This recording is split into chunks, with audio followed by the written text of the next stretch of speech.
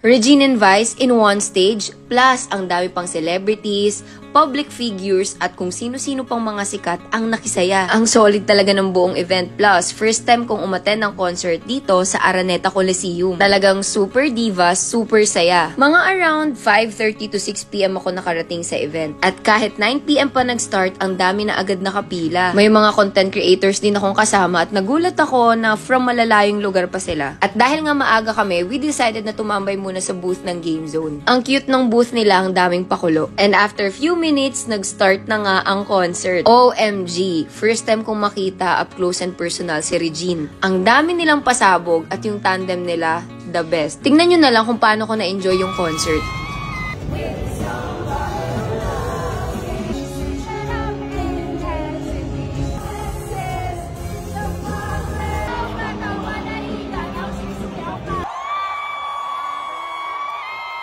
Hindi lang ako, pati ng libo-libong mga dumalo.